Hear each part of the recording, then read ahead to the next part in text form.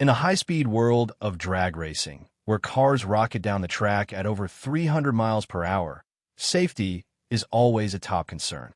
But sometimes, even with the best gear and rules, accidents happen that change the sport forever.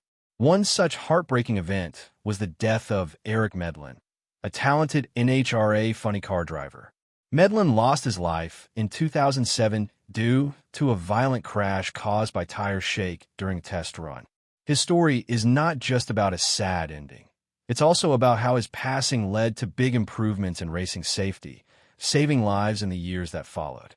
Eric John Medlin was born on August 13, 1973, in Oakdale, California. From a young age, he showed a love for speed and adventure.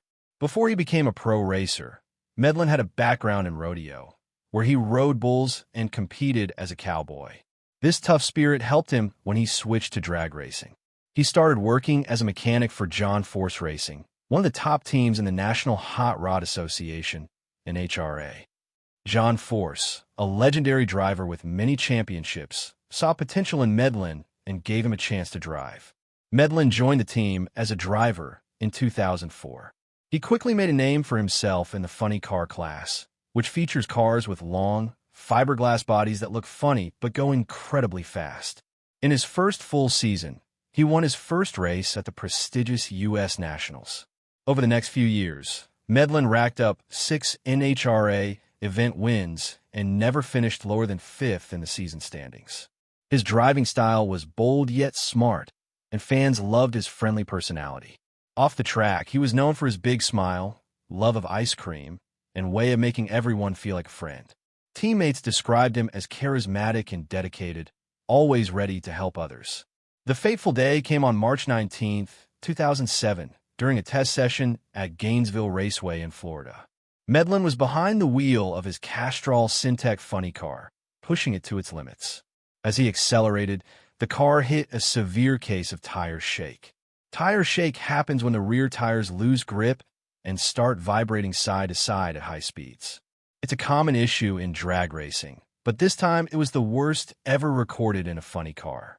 The shaking was so intense that it caused a rear tire to fail, sending the car into a wild crash. Medlin's head slammed against the roll cage inside the cockpit, leading to serious brain injuries.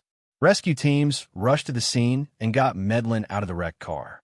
He was airlifted to Shands Hospital at the University of Florida, where doctors worked hard to save him. For 4 days, his family, friends, and the racing community held out hope. John Force, who treated Medlin like a son, stayed by his side. But on March 23, 2007, at just 33 years old, Eric Medlin passed away from his injuries. The NHRA and fans around the world were stunned. It was the first death in the series since another driver in 2004, highlighting how rare but devastating these accidents can be. Investigations after the crash pointed to the tire shake as the main cause. Experts found that the violent vibrations from the tires created side-to-side forces that Medlin's helmet and head couldn't handle, even with the safety padding in the car. A tire puncture added to the problem, but the shake was the root issue. This wasn't just bad luck. It showed gaps in the safety setups at the time. Funny cars go from 0 to 100 miles per hour in under a second, so any small problem can turn deadly fast. Medlin's death shook the NHRA to its core. John Force, heartbroken, turned his grief into action. He pushed for better safety measures to prevent similar tragedies. Just 6 months later, Force himself survived a bad crash in Texas caused by tire shake, which broke several bones but didn't kill him. This close call made the need for changes even clearer. Thanks to Force and others, the NHRA made quick updates. They added more padding around drivers' heads in the roll cages to absorb impacts better. Helmets got improved with new designs to handle side forces. Teams started using data recorders to study tire shake and find ways to reduce it. Chassis designs were tweaked for more stability at high speeds. These steps have made drag racing safer, and many drivers credit Medlin's legacy with saving their lives. Beyond the tech changes, Medlin's memory lives on in other ways. The Eric Medlin Memorial was set up to honor him, supporting causes like animal welfare since he loved horses and rodeo.